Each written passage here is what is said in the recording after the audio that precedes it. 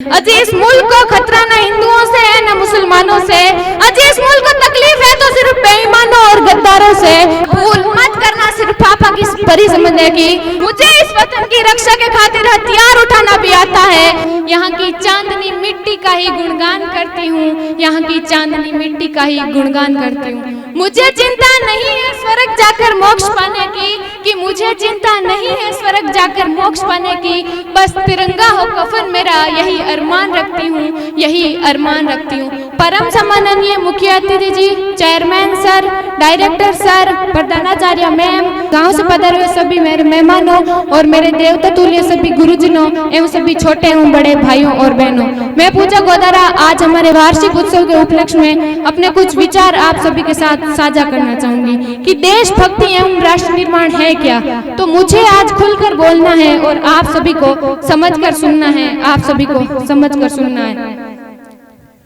मैं नहीं मानती कि राष्ट्रगान के 52 सेकंड में सिर्फ खड़े होकर गाना या वंदे मातरम भारत माता की जय के जोरों शोरों से नारे लगाना ही देशभक्ति है। क्योंकि महोदय ये वो सदी है जहाँ नीति, नियम और नैतिकता जैसे मूल्य के धज्जियां उड़ाते लोग मुझे नजर आते हैं। ये वो सदी है जहाँ सत्य, अहिंसा, सदाचार, सादगी और स्नेह जैसे मूल्य कौड़ियों के भाव बेचते लोग नजर आते हैं। और महोदय ये वो सदी है जहाँ घर में दो सगे भाई भी शांति, अमन और चैन के साथ बड़ी मुश्किल के साथ जीते नजर आते हैं। और जिस देश के युवा फेसबुक, व्हाट्सएप और इंस्टाग्राम जैसे सोशल नेटवर्किंग साइट्स पर सेटिंग, डेटिंग, चैटिंग और फ्लर्टिंग के मायाजाल में फंसे नजर आते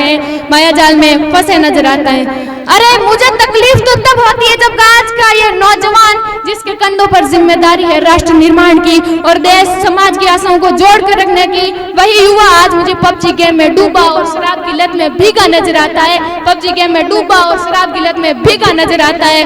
तो मैं इन युवाओं को कहना चाहूंगी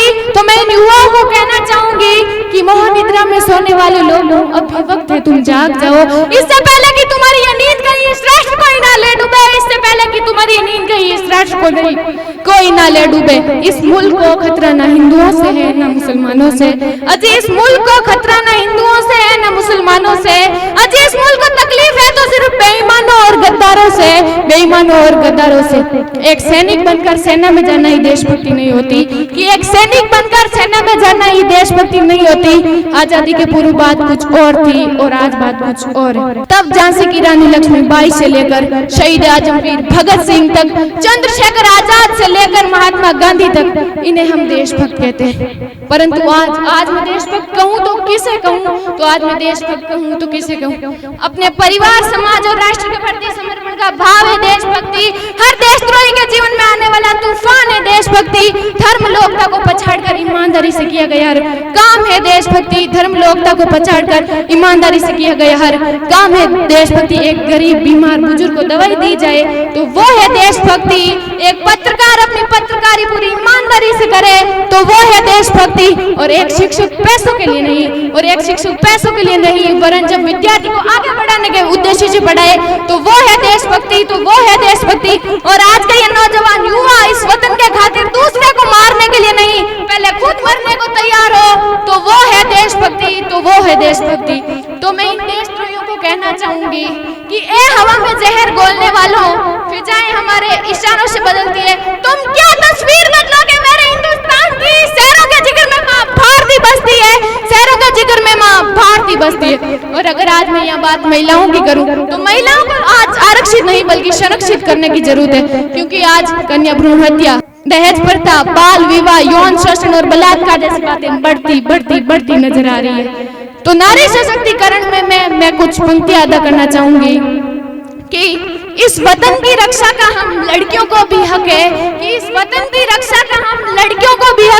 और इतिहास की किताबें उठाकर देख लो जिनको भी हमारी काबिलियत पर शक है, और इतिहास की किताबें उठाकर देख लो जिनको भी हमारी काबिलियत पर शक है। किसी के लिए खुशियां लेकर आई हूँ तो किसी के लिए काली परछाई हूँ। मैं भी इस वतन की रक्षा के खातिर कंधे से कंधा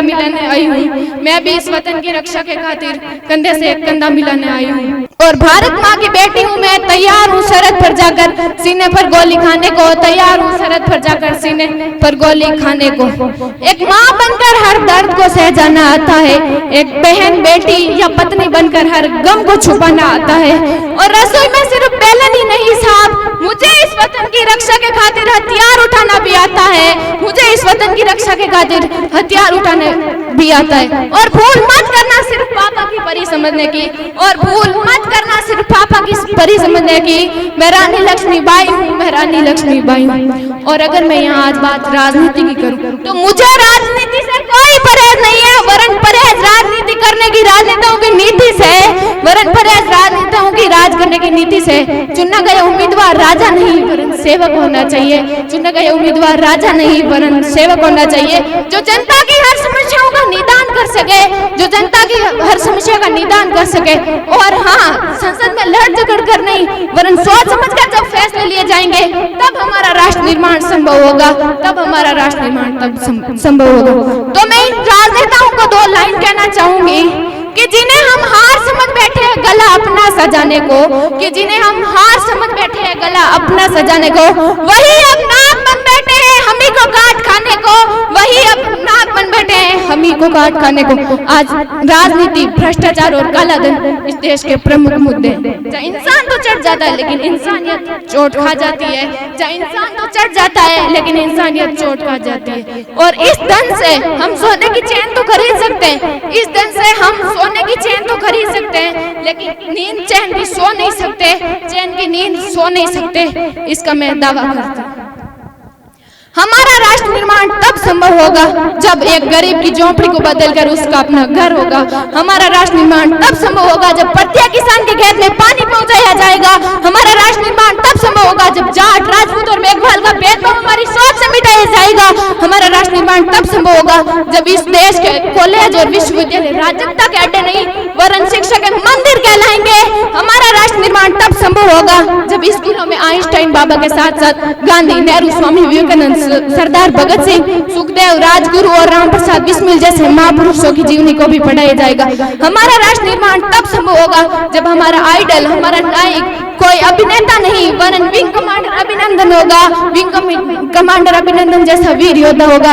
हमारा राष्ट्र निर्माण तब संभव होगा जब परीक्षाओं के पेपर लीक नहीं होंगे और युवाओं के भविष्य के साथ खिलवाड़ नहीं किया जाएगा, जब परीक्षाओं के पेपर लीक नहीं होंगे और युवाओं का भविष्य के साथ खिलवाड़ नहीं किया जाएगा।